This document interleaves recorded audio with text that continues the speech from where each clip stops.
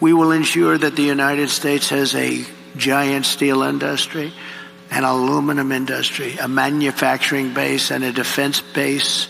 We want an industrial base that can take care of our defense needs 100%. And you can call it what you want. Some might say it's economic nationalism. I call it common sense. I call it America first. This is the policy that built this country, and this is the policy that will save our country. To further support the revival of American manufacturing, my plan calls for expanded R&D tax credits, 100% bonus depreciation, expensing for new manufacturing investments, and a reduction in the corporate tax rate from 21% to 15% solely for companies that make their product in America. You have to make your product in America.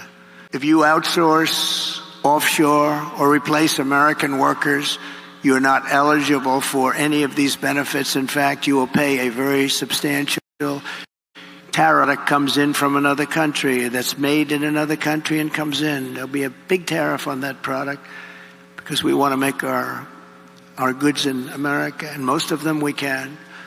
My message is simple. Make your product here in America, and only in America. We are not going to be taken advantage of anymore, just as we made great inroads and progress 4 years ago. We made tremendous inroads on this subject.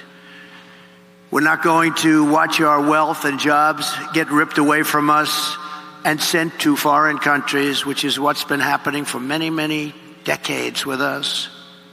China was built on doing exactly what we're going to be doing and what I started doing 4 years ago.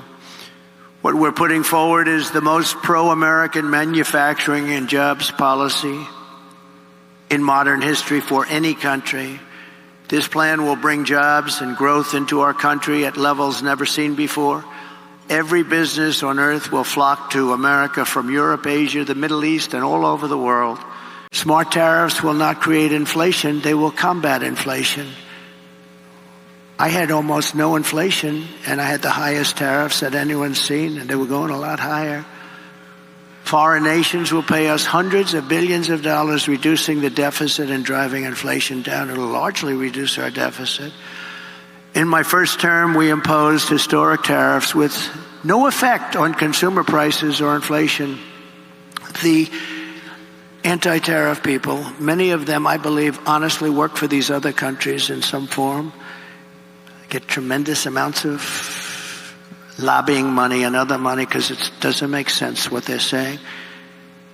But we had no inflation, and we had protection, and I saved so many industries. I saved the steel industry. But Biden and Harris are letting it go.